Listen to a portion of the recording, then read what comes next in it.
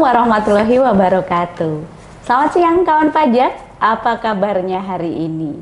Ditemani mungkin segelas teh ataupun segelas kopi di cuaca yang mungkin mendung begitu ya Mbak, atau sudah rintik hujan bahkan. Saya Lita, pada episode kali ini senang sekali dapat menyapa kawan pajak semuanya di salah satu kanal media sosial KPP Pratama Jakarta Tanah Abang 1. Seperti biasa, media KPP Pratama Jakarta Tanah Abang 1 ini memberikan informasi seputar ketentuan terbaru maupun informasi perpajakan lainnya.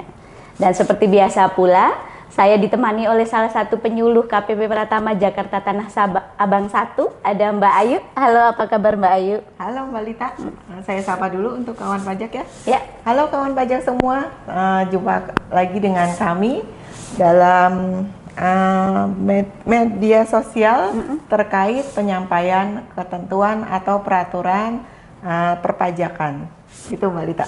Iya, baik Mbak Ayu. Nah, seperti episode-episode sebelumnya, tentunya setiap episode kita punya tema begitu ya Mbak Ayu ya. Nah, episode kali ini sedikit ringan karena kita tidak akan membahas ketentuan maupun aturan pajak yang terbaru. Kita akan sedikit mengupas mengenai layanan elektronik DJP online. Jadi setiap kawan pajak pasti sudah punya ya, atau mungkin beberapa mungkin sudah familiar dengan akun DJP online masing-masing ya. Ya, betul sekali Mbak Lita. Jadi banyak nih dari kawan pajak semua, masyarakat luas ya, menggunakan kanal DJP online ini atau aplikasi DJP online ini hanya untuk pelaporan SPT tahunan atau SPT masanya. Setahun sekali begitu. Betul, ya Mbak nah, ya. untuk SPT tahunan ini setahun sekali, terus nanti lupa lagi FI-nya, seperti itu kan ya Mbak Lita? Iya, betul sekali Mbak. Tapi sebenarnya di dalam aplikasi DJP online ini banyak sekali layanan-layanan yang dapat digunakan oleh wajib pajak, tentunya dalam hal pelaporan, juga ada layanan terkait dengan permohonan serta pelaporan, gitu Mbak Lita. Oke. Mungkin ini di layar sudah kami tampilkan juga terkait layanan-layanan yang ada di dalam DJP online. Iya, betul sekali. Mungkin sedikit banyak nanti mungkin akan membantu atau memberi gambaran kepada kawan pajak semuanya apa sih sebenarnya isi DJP online itu. Nah, mungkin kita mulai dari awal ya Mbak Ayu ya. Ketika kawan pajak mungkin sudah login gitu ke akun DJP online masing-masing, nanti di tampilan awal DJP online masing-masing kawan pajak akan terdapat beberapa tab menu. Mulai dari profil, kemudian ada menu lapor, bayar, dan kemudian ada menu layanan. Nah, dari yang akan kita bahas adalah melalui menu profil. Di dalam menu profil, kawan pajak semuanya nanti akan menemukan menu berupa informasi. Di sebelah kiri itu ada menu data profil, kemudian ada daftar WP cabang, ada juga menu ubah kata sandi dan juga aktivasi fitur. Nah, di aktivasi fitur ini ya Mbak Ayu ya, nanti kita akan menemukan ada beberapa, bahkan mungkin banyak gitu ya, layanan-layanan yang disediakan oleh DJP online. Ya, betul sekali Mbak Lita. Nah, coba kita bahas terkait dengan aktivasi fitur ini ya. Nah, mungkin ada beberapa kawan pajak yang belum menggunakan atau belum mengetahui apa saja layanan yang ada di dalam aktivasi fitur ini. Nah, untuk 3 menu teratas itu adalah terkait dengan fitur pra pelaporan.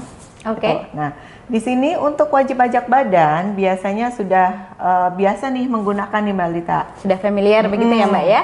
Untuk beberapa tahun yang lalu sudah dimulai dengan yang namanya e-Bupot PPh pasal 23 atau 26, lalu dilanjutkan dengan e-Bupot unifikasi.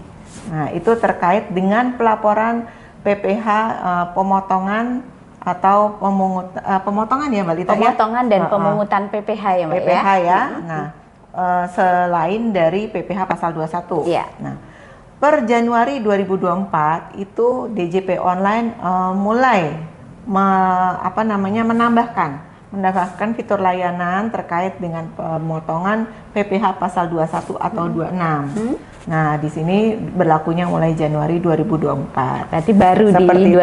2024 ini ya Mbak Ayu Iya, ya? betul sekali. Nah, Oke. nanti di bawahnya lagi ada yang namanya fitur laporan. Ini terkait dengan yang namanya PBB.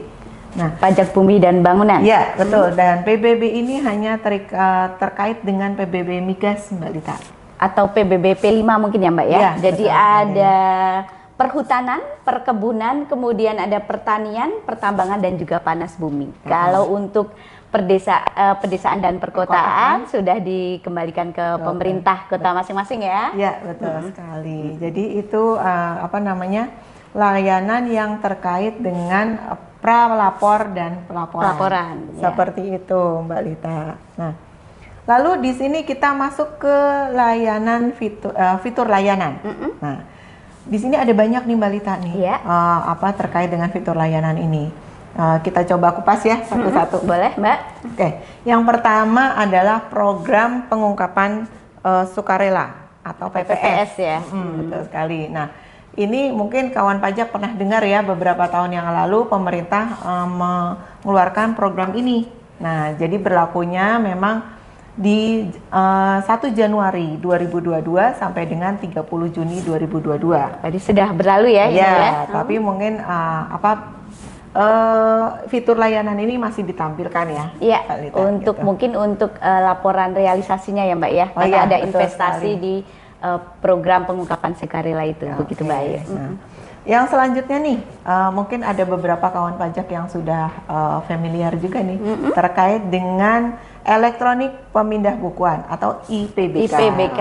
Nah, ini layanan ini terkait adanya permohonan pemindah bukuan atas bukti pembayaran yang kurang benar atau salah gitu ya Mbak Lita. Mungkin bisa salah dari kode jenis pajaknya, kode jenis setor, Salah masa begitu betul ya. sekali. Atau juga bisa jadi nominalnya. Iya. Nah, nominal kebanyakan itu seperti itu.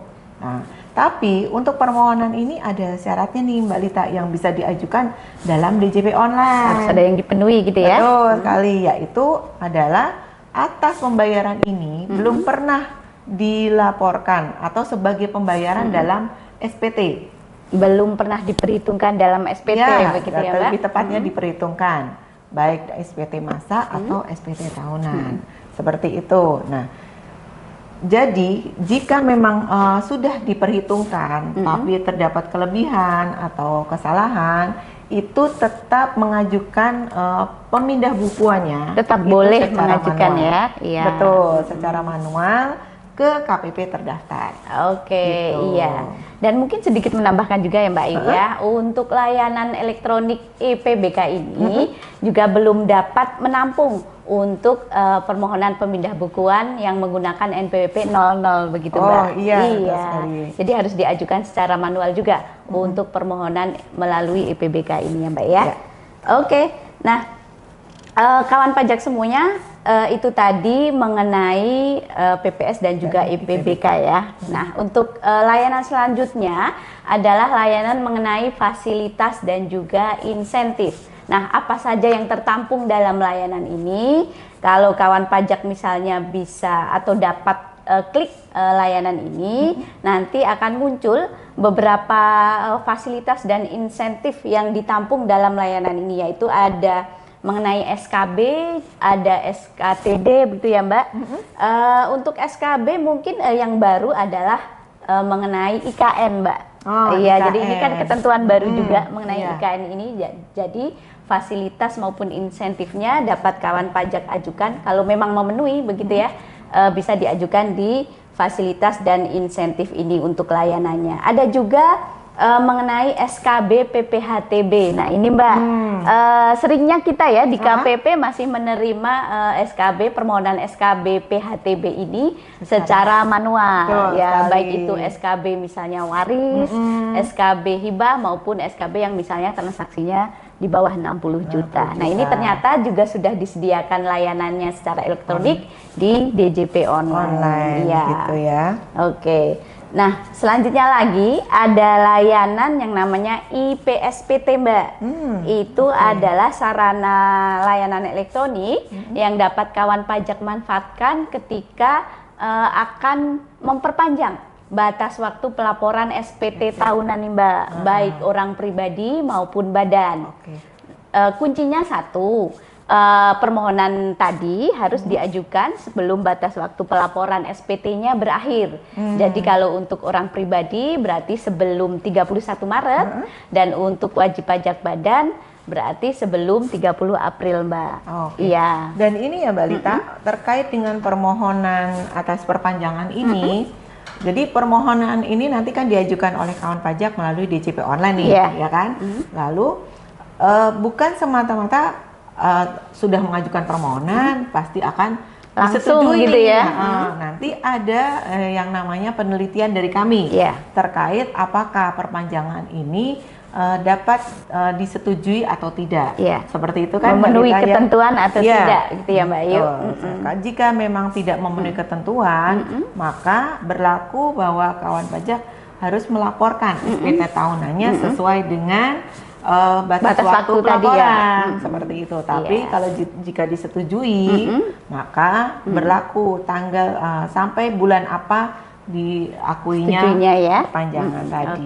Gitu. Iya, jadi mungkin saran dari kita kawan pajak ketika mengajukan perpanjangan batas waktu pelaporan SPT tahunan ini jangan mepet gitu ya. Iya, jelas sekali. Di tanggal 31 atau di tanggal 30 baru diajukan begitu ya Mbak ya. Nggak taunya ditolak gitu ya. Betul. Jadi nanti bisa terlambat kalau ditolak gitu kan ya. Untuk menu selanjutnya ada e-objection dan ini adalah layanan elektronik untuk kawan pajak yang misalnya akan mengajukan keberatan nih Mbak, baik itu keberatan atas ketetapan SKP maupun atas STP. Namun ini juga terbatas pada kawan pajak yang sudah mempunyai sertifikat elektronik. Iya, karena nanti ketika kawan pajak submit permohonan itu dibutuhkan sertifikat elektroniknya. Dan untuk proses untuk permohonan ini akan dilakukan, penelitiannya dilakukan oleh Kanwil ya Mbak Lita, bukan oleh KPP terdaftar. Betul, oleh Kanwil dari KPP terdaftar wajib pajaknya ya. Mungkin untuk perlu diketahui oleh kawan pajak gitu ya. Ya, dan juga jangan khawatir, mungkin bagi kawan pajak yang belum memiliki sertifikat elektronik, masih kita layani juga untuk pengajuan keberatannya secara manual. Begitu ya Mbak Ayu ya? Iya, betul sekali. Saya coba lanjutkan ya Mbak Lita untuk layanan fitur layanan lainnya, yaitu di sini ada yang namanya EPHTB.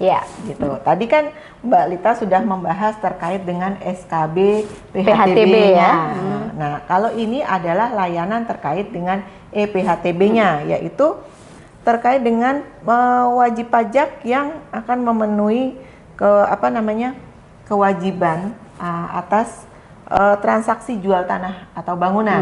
Terkait validasinya ya Mbak ya. Nanti kan atas PHTB-nya harus divalidasi oleh KPP terdaftarnya. Nah, di sini ada ketentuannya nih Mbak Lita. Harus ada yang penuh ya. Betul, yang bisa melakukan EPHTB melalui DJP online ini, ketentuan yang pertama adalah permohonan yang menggunakan SSP atau NTPN. Gitu. Jadi tidak bisa yang melalui pemindah bukuan, bukti PBK ya Mbak ya. Betul sekali. Terus yang kedua adalah yang permohonannya yang menggunakan tarif tunggal. Hanya satu tarif? Betul sekali. Dan untuk jumlah pembayarannya maksimal hanya 10 SSP atau NTPN. Berarti dibatasi ya Mbak ya untuk bukti bayarnya. Nah itu yang syarat-syarat yang bisa mengajukan IPHTB melalui DJP online. Untuk layanan selanjutnya nih, kita masuk ke layanan ke-7 dari fitur layanan. Itu adalah ISKD WPLN. Nih, apa ini ya? Nah, ini adalah elektronik surat keterangan domisili wajib pajak luar negeri. Nah, di sini adalah terkait dengan aplikasi perekaman surat keterangan domisili atau persetujuan penghindaran pajak berganda atau P3B. Gitu. Nah, di sini jika wajib pajak dalam negeri ini bertransaksi dengan wajib pajak luar negeri, seperti itu. Nah, silahkan memanfaatkan layanan ISKD WPLN ini. Ya, jadi walaupun judulnya ISKD WPLN, wajib pajak luar negeri, namun yang merekam nanti begitu ya Mbak ya, untuk mendapatkan SKD ini adalah wajib pajak pemotong atau pemungutnya yang ada di dalam negeri, begitu ya Mbak ya. Cuma mungkin nanti memang harus ada beberapa dokumen yang harus disiapkan oleh kawan pajak sebagai pemotong atau pemungut. Di antaranya mungkin ada yang familiar, mungkin ada DigiTiForm ataupun COR, karena nanti data-data ini akan direkam dalam DJP online. Baru nanti pemotong atau pemungut dapat mengunduh mandiri ya untuk SKD-nya, gitu ya Mbak ya. Di DJP online ini ya Mbak Lita. Oke. Nah, tadi terkait dengan surat keterangan domisili, ada juga nih yang namanya ISKTD. Penuh dengan singkatan ya Mbak ya. Sekali. Jadi kalau ISKTD ini terkait dengan permohonan surat keterangan tidak dipungut bagi pengusaha yang melakukan impor atau penyerahan barang atau jasa kena pajak untuk alat angkutan tertentu. Alat angkutan tertentu ya. Jadi ini terkait dengan PPN ya Mbak Lita ya? Iya, betul. Gitu. Jadi untuk ESKTD ini pun ada syaratnya nih, nggak bisa langsung ngajukan permohonan otomatis langsung itu. Ya tersetujui gitu ya. Jadi ISKTD ini saat melakukan permohonan maka ada beberapa hal yang harus dipenuhi oleh wajib pajak itu sendiri. Yang pertama adalah wajib pajak sudah melaporkan SPT tahunannya 2 tahun terakhir yang menjadi kewajibannya. Iya. Nah, terus yang kedua adalah wajib pajak sudah melaporkan SPT masa PPN-nya untuk 3 masa pajak terakhir. PKP ya berarti ya. Betul, yang menjadi kewajibannya. Dan yang ketiga adalah utang pajak yang ada harus sudah dilunasi oleh wajib pajak sebelum melakukan permohonan ISKTD tadi. Iya, berarti ada 3 hal ya yang harus dipenuhi oleh kawan pajak semuanya. Dan mungkin menambahkan nih Mbak Ayu ya, selain dalam menu ISKTD ini, selain untuk permohonan, juga kawan pajak dapat manfaatkan untuk laporan realisasi nih Mbak. Oh iya. Iya, karena apa? Karena ketika kawan pajak misalnya nih tahun sebelumnya sudah pernah mengajukan SKTD, kawan pajak punya kewajiban untuk melaporkan realisasi atas pemanfaatan SKTD tadi ya. Nah, kalau belum dilaporkan realisasinya, kawan pajak tidak dapat mengajukan untuk SKTD di tahun berjalan. Iya. Gitu ya. Jadi untuk yang sudah mempunyai SKTD sebelumnya, maka syaratnya menjadi 4, gitu ya Mbak Lita ya? Iya, betul. Gitu, oke. Dan jangan lupa juga mungkin bagi kawan pajak untuk misalnya pada saat permohonan SKTD, jangan lupa untuk seluruh dokumen yang menjadi kelengkapan dan pendukung permohonan untuk mungkin di-scan dan di-upload ya. Betul. Pada saat permohonan, ataupun dapat juga dikirim ke KPP terdaftarnya untuk dapat diteliti lebih lanjut. Begitu ya Mbak ya. Oke, tadi sudah beberapa layanan elektronik sudah disampaikan. Untuk selanjutnya ada nih Mbak yang sering digunakan juga oleh kawan pajak semuanya ya, karena ini juga ada hubungannya dengan instansi lain nih Mbak. Ada yang namanya info KSWP atau konfirmasi status wajib pajak. Nah, biasanya banyak nih Mbak yang berkonsultasi ketika misalnya ada hubungannya dengan OSS gitu ya. Perizinan nah itu ya, betul. Ada yang statusnya valid tidak valid begitu ya Mbak ya. Nah, ini mungkin dapat kita jelaskan sedikit gitu ya Mbak ya. Karena kayaknya ini ya, menu di dalam info KSWP ini agak banyak ya Mbak Lita. Ini juga menampung beberapa layanan lagi. Di dalam layanan ada layanan lagi Mbak. Iya.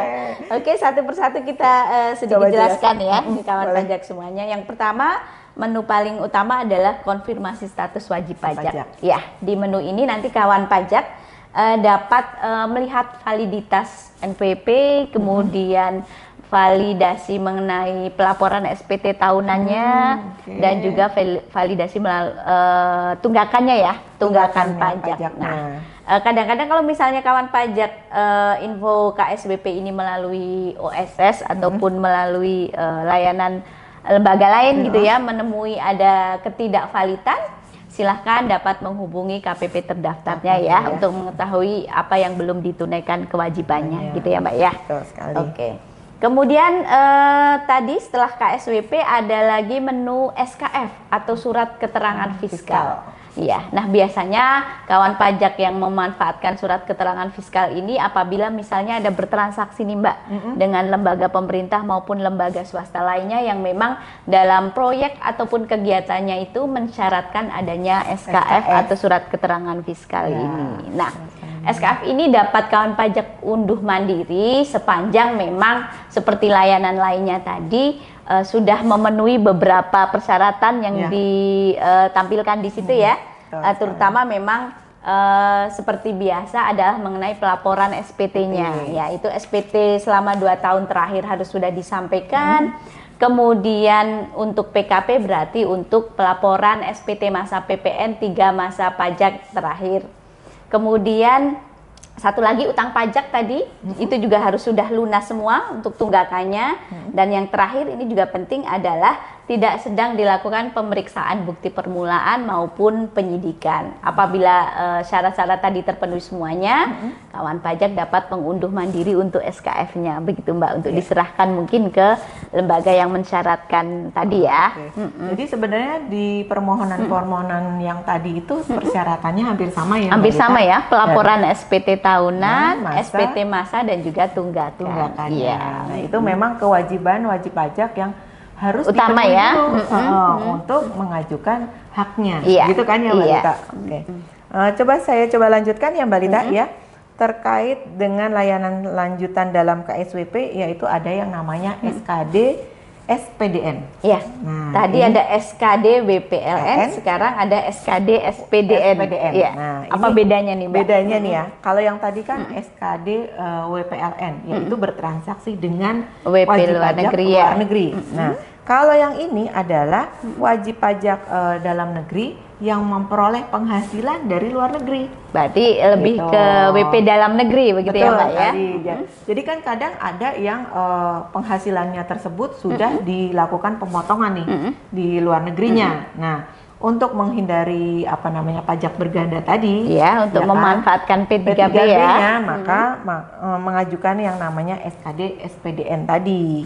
Seperti itu. Nah, dipersiapkan juga nih data lawan transaksi yang dari luar negerinya tadi juga untuk memenuhi pemanfaatan SKD ini. Iya, gitu. Baru nanti ketika sudah diunduh bisa diserahkan ke wajib pajak luar negerinya tadi ya, yang lawan transaksinya ya Mbak ya, betul untuk SKD-nya. Iya. Oke, yang selanjutnya nih, ini paling sering banget ini Mbak Lita. Sudah sering dipakai nih ya. Yaitu Suket PP 55. Kalau dulu namanya Suket PP 23 gitu ya. Ini terkait dengan surat keterangan atas yang wajib pajak yang memakai skema PP 55 dalam pemenuhan perhitungan PPh-nya, pajak penghasilannya gitu ya. Nah, ini Suket PP 55 ini didapatkan apabila kawan pajak sudah melaporkan SPT tahunannya. Ada syaratnya juga ya tadi. Sekali. Dan juga adalah atas wajib pajak yang memang memenuhi kriteria PP 55. Gitu. Jadi memang ada batasannya ya, seperti itu. Nah, nanti silakan kawan pajak mengajukan permohonannya melalui DJP online ini. Nanti setelah mendapatkan suket PP 55-nya itu bisa dimanfaatkan untuk bertransaksi.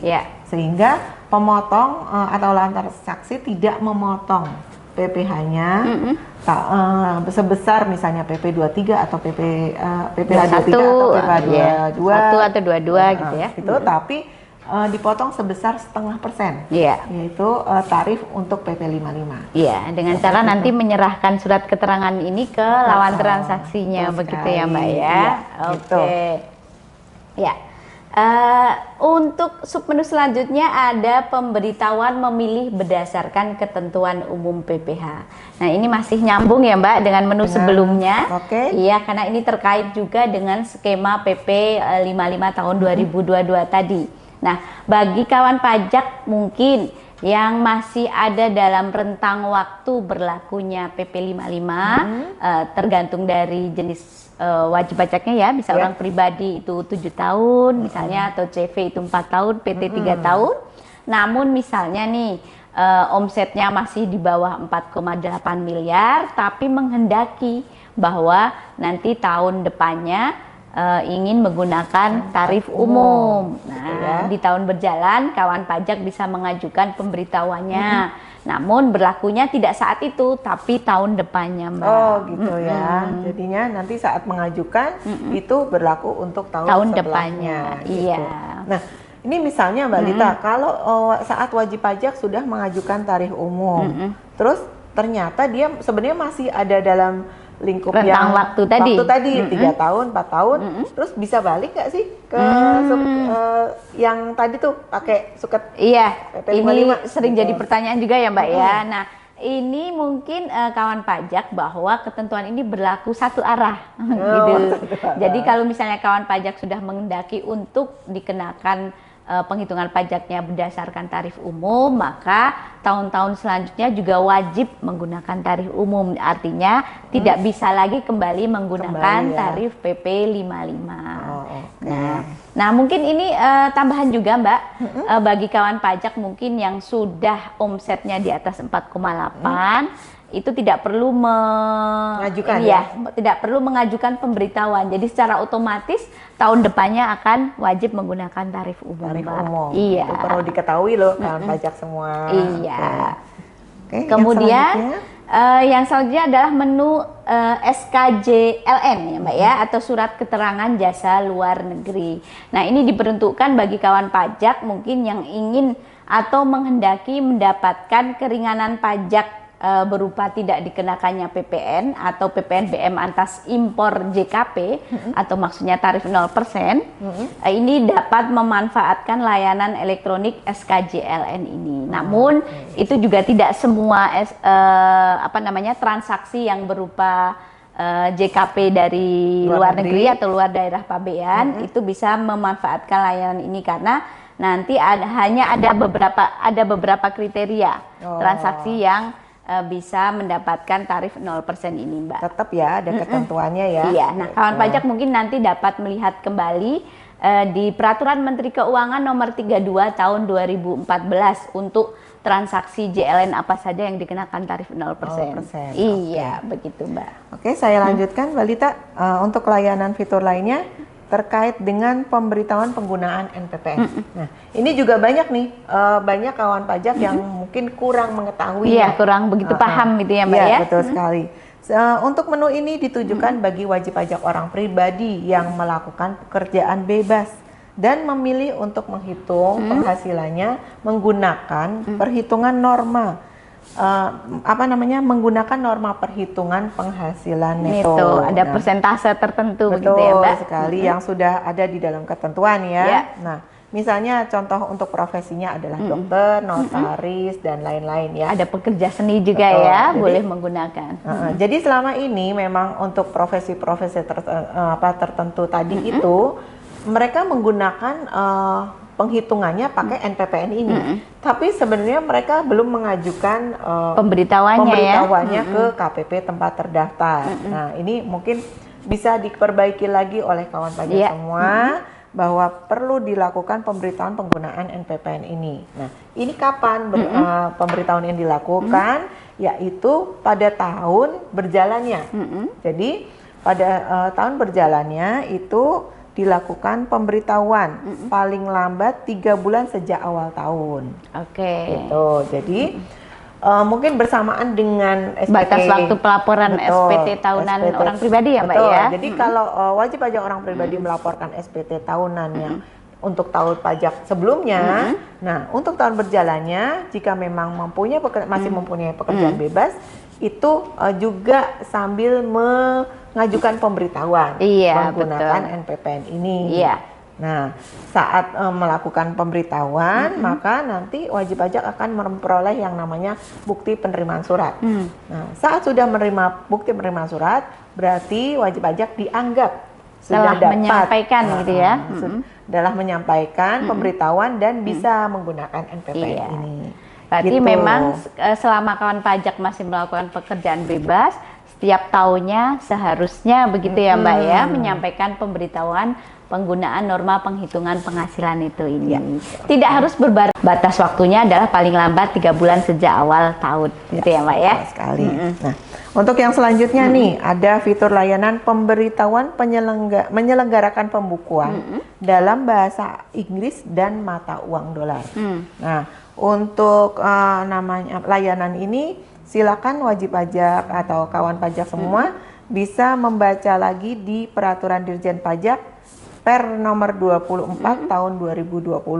Yeah. Nah, ini tata cara permohonannya, pemberitahuannya itu ada di dalam per ini gitu. Karena memang tidak ketentuannya. semua begitu ya Mbak, tidak Yeah. semua wajib pajak dapat memanfaatkan layanan ini. Ada beberapa kriteria wajib pajak yang harus dipenuhi ketika misalnya akan melakukan pembukuan menggunakan bahasa Inggris dan juga mata uang dolar Amerika. Ya, Betul ya Mbak ya. sekali.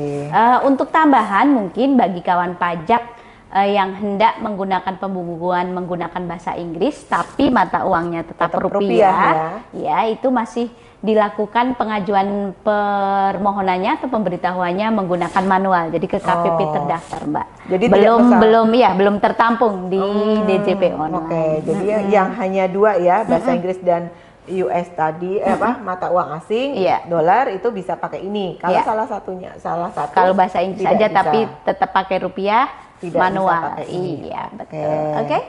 Lanjut ke menu selanjutnya adalah portal layanan. Nah, sampai dengan saat ini untuk portal layanan yang tersedia di DJP online bagi kawan pajak semuanya adalah mengenai pemusatan nih Mbak, pemusatan PPN ya. Baik itu pemberitahuan pemusatan atau ada perubahan tempat pemusatan dan juga mungkin pencabutan tempat pemusatan.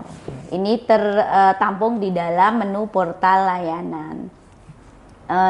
Kemudian selanjutnya lagi ada yang namanya rumah konfirmasi nih Mbak, atau biasa kita kenal dengan rumah kodok nih, konfirmasi dokumen. Kita singkat ke rumah kodok ya. Nah, apa saja yang bisa dimanfaatkan oleh kawan pajak dalam rumah konfirmasi ini? Tentu saja yang pertama adalah konfirmasi mengenai beberapa dokumen yang memang diterbitkan nih oleh DJP ya Mbak ya, atau oleh KPP yang sudah tampil ada kode verifikasinya Mbak. Jadi mungkin terbitan sistem dan itu juga sudah ada kode verifikasi. Nanti untuk konfirmasinya kawan pajak tinggal memasukkan kode verifikasi tadi. Akan muncul apakah dokumen tersebut valid atau tidak. Gitu ya. Selain nanti selain konfirmasi dokumen, kawan pajak juga dapat menggunakan atau memanfaatkan rumah konfirmasi ini untuk konfirmasi mengenai NTPN nih Mbak, atau bukti pembayaran. Jadi apakah pembayarannya valid atau enggak, benar atau enggak, bisa dikonfirmasi juga. NPP juga bisa Mbak nih divalidasi atau dikonfirmasi melalui rumah konfirmasi ini. Statusnya apakah hapus, NE, aktif atau tidak gitu ya. Nah, untuk rumah konfirmasi ini berarti kan juga bisa mengkonfirmasi terkait dengan permohonan-permohonan yang tadi kita sudah sebutkan ya. Betul Mbak. Ya, terkait dengan SKL atau Suket 55 atau SKJLN itu bisa juga dikonfirmasi di rumah kodok ini. Itu kan ya Mbak Lita ya. Karena terbitan dari DJP online biasanya ada muncul kode verifikasinya Mbak. Nah, kita lanjutin Mbak Lita. Tadi kan sudah disebutkan fitur-fitur layanannya ya. Ada berapa itu tadi? 11 ya, sekitar itu 11 ya. 11 atau 12 ya Mbak ya. Iya. Nah, sekarang ada dua menu terakhir. Ini adalah terkait dengan sarana pelaporan. Nah, ini terkait dengan e-reporting namanya. Oke. Yang pertama adalah e-reporting terkait dengan investasi. Investasi ini adalah merupakan laporan terkait penyampaian realisasi atas investasi sesuai dengan Undang-Undang Cipta Kerja.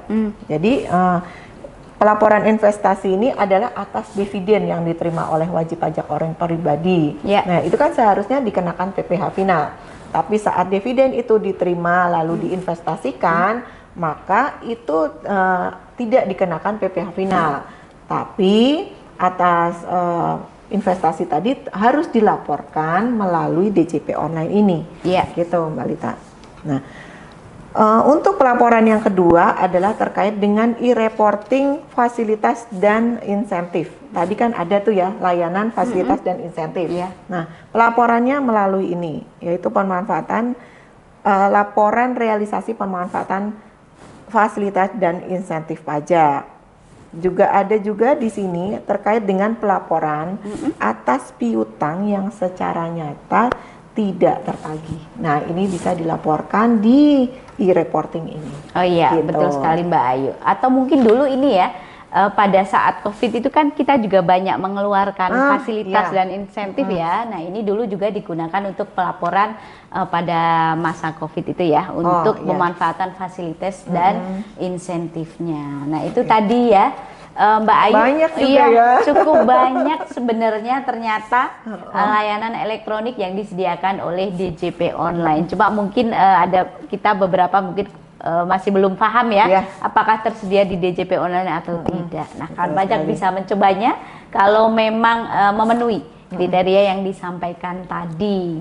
Cukup mudah karena tidak harus datang ke KPP. Oke. Dan untuk dokumen yang disyaratkan biasanya cukup diunggah juga ya Mbak Iya, ya. betul Tinggal sekali. diunggah, nanti tinggal menunggu kalau memang ada proses penelitian, tinggal menunggu, atau seperti PBK bisa juga kita memonitoring permohonan tersebut. Gitu ya, Sampai Mbak mana ya. gitu ya, Mbak Lita? Iya.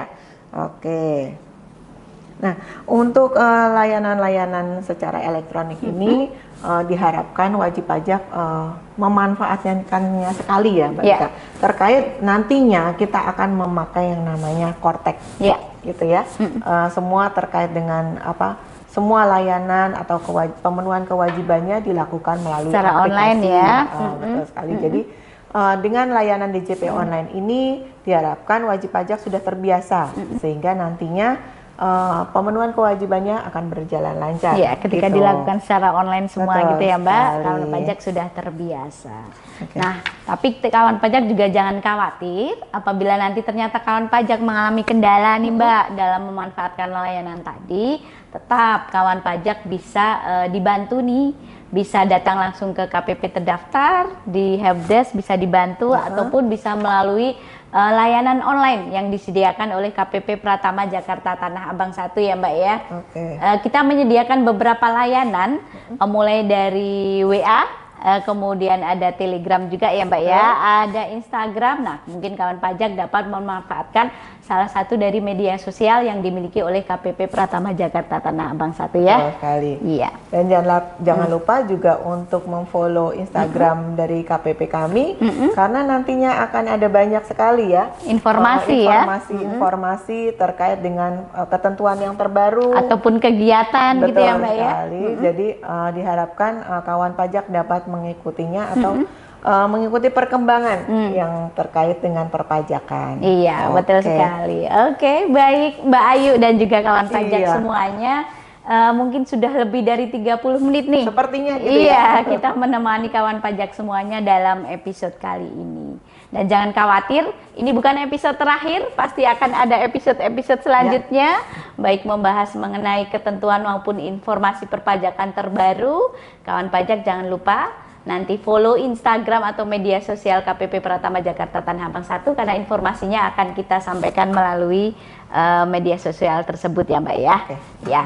Nanti harapan kita tentu saja apa yang sudah disampaikan oleh kita tadi gitu ya Mbak, sedikit banyak membantu kawan pajak semuanya dalam melaksanakan hak dan kewajiban perpajakannya. Jangan lupa nantikan kami di episode selanjutnya. Selamat kembali bekerja untuk kawan pajak semuanya. Tetap sehat, tetap semangat. Sampai jumpa dan wassalamualaikum warahmatullahi wabarakatuh. Makasih Mbak Lita. Makasih Mbak Ayu, makasih kawan pajak semuanya.